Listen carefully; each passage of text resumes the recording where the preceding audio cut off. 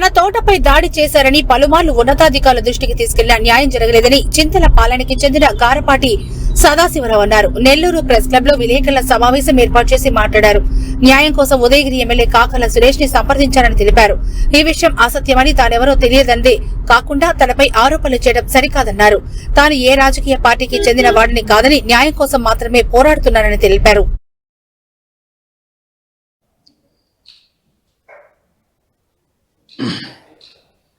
నా పేరు గారపాటి సదాశివరావు అండి.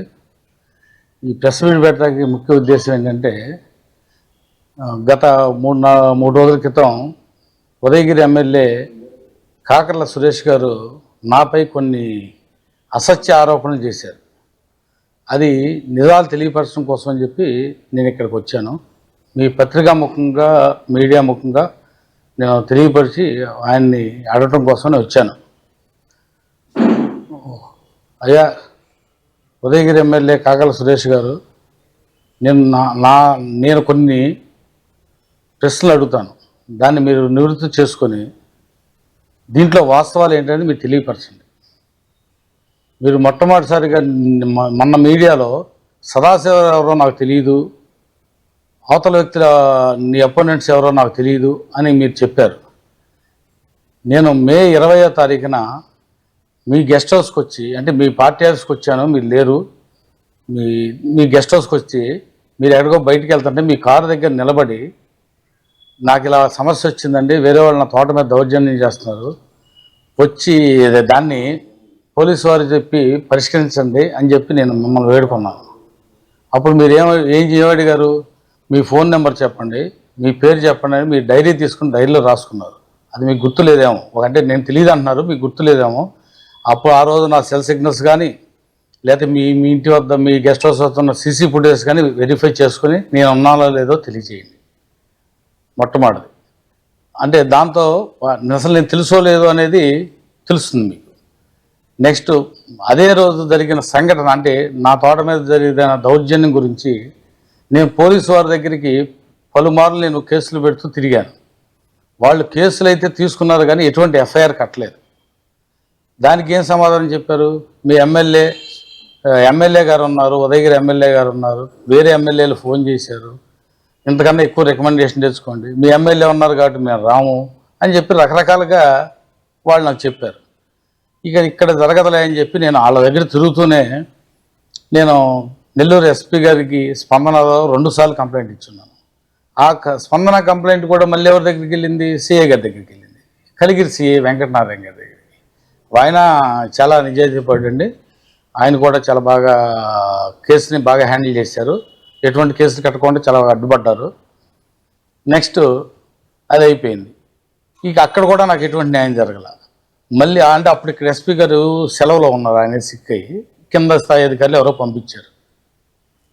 తర్వాత ఇక్కడ న్యాయం జరగలేదని నేను తెలుగుదేశం పార్టీ ఆఫీస్కి వెళ్ళాను, సెంట్రల్ ఆఫీస్. అక్కడ గ్రీవెన్స్లో 2 సార్లు ఇచ్చున్నా. ఒకసారి ఎవరో చైర్మన్ గారు ఎవరో ఉన్నారు, ఇప్పుడు రెండోసారి నేను మళ్ళీ 10-15 రోజుల తర్వాత మళ్ళీ వెళ్ళిన తర్వాత బొల్లినేని రామారావు గారు ఉన్నారు. నాకు బొల్లినేని రామారావు గారు అలాగే తెలుసు. నాకు ఇక్కడ రాజకీయంతో ఎటువంటి సంబంధం లేదు. ఆయన ఇక్కడ ఎమ్మెల్యేగా ఉండగా ఎప్పుడు వెళ్ళలేదు, నాకు అవసరం కూడా లేదు. ఎందుకంటే నేను ఇక్కడ రాజకీయం కోసం రాలా, నాకు ఇక్కడ ఓటు హక్కు లేదు. అంటే సురేష్ గారు చెప్తున్నారు కదా నిన్న, నా సమస్య వదిలేసి నేను రాజకీయం ఎవరో ఆడిస్తే ఆడుతున్నాను, రాజకీయం చేస్తానని. రాజకీయం కోసం వచ్చింది మీరండి. అమెరికాని వదిలేసి, అక్కడ సంపాదన వదిలేసి వచ్చానని చెప్పుకుంటుంది మీరు. నేను రాజకీయం కోసం వచ్చాను ఏనాడు చెప్పలా. నాకు ఇక్కడ ఓటు హక్కు లేదు, నాకు ఇక్కడ నేను ఏ జెండా పట్టుకు తిరగలేదు, ఏ రాజకీయ నాయకుడి అనమాలా తిరగలేదు. దీన్ని బట్టి మీరు చెప్పిన దానికి దీనికి ఎక్కడ పొంతన కుదురుతుందండి? మీరు ఎలా చెప్తున్నారు? మీరు అసత్య ఆరోపణలు చేస్తున్నారు నా మీదనే మీరు అంటున్నారు. అసత్య ఆరోపణలు ఏం కాదండి, ఇవన్నీ నిజమైన ఆరోపణలే. మీరు చెప్తున్నారు కదా మా నియోజకవర్గం సస్యశ్యామలం చేస్తున్నాం, నిజాయితీగా ఉంచుతున్నామని. మరి మీ నియోజకవర్గంలోని ఎస్ఐ సిఐఏ కేసు పెట్టకపోతే, ఎఫ్ఐఆర్ కట్టకపోతే మీరు ఎందుకు మాట్లాడలేదు? 2 నెలల 15 రోజులు నేను 4 సార్లు గ్రీవెన్స్కి వెళ్ళిన తర్వాత అప్పుడు తప్పని పరిస్థితుల్లో, అంటే తప్పదు, మన దీంట్లో జిట్టు తప్పుకోలేమనే పరిస్థితుల్లో నా మీద నేను పెట్టిన కేసులు ఎఫ్ఐఆర్లు కట్టారు.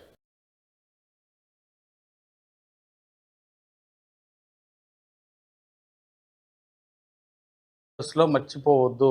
అది చేస్తేనే మీరు నిజాయితీ పరులు అని మీ ప్రజలు, మీ నియోజకవర్గ ప్రజలు కానీ, రాష్ట్ర ప్రజలు కానీ, మాలాంటి బాధితులు కానీ, ఓహో, ఎమ్మెల్యే గారికి ఎటువంటి సంబంధం లేదు కావచ్చని నమ్ముతారు. అది మాత్రం గుర్తుపెట్టుకోండి. మీరు ఇది చేయగలరా? చెయ్యాలనే మేము అడుగుతున్నాం. చేస్తే నాకు న్యాయం జరుగుతుంది, మీకు న్యాయం జరుగుతుంది. మీరు ఇది చేయగలరా?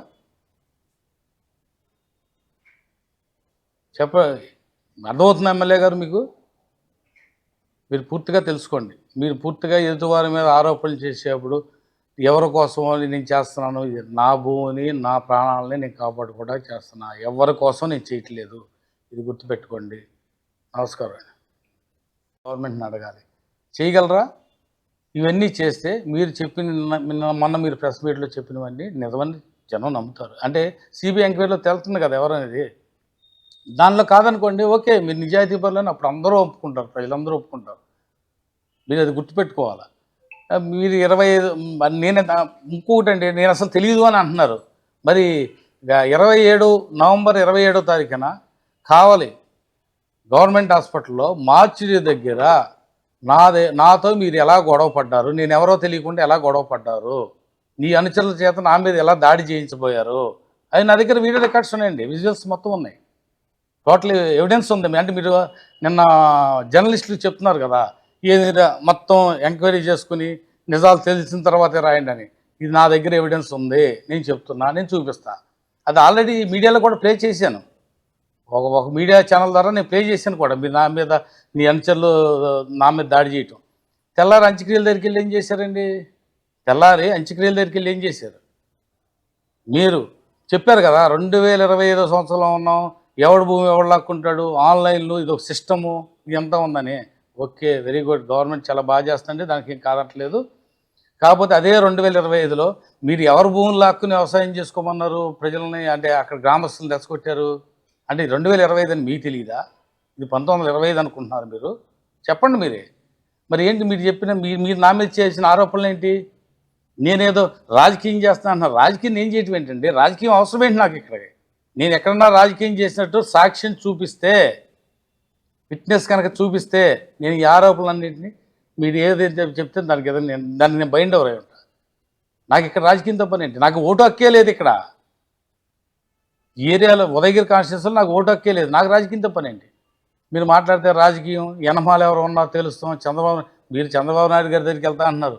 మీరు వెళ్ళేప్పుడు నన్ను కూడా తీసుకెళ్ళండి, ఇద్దరం అక్కడే తెలుసుకుందాం.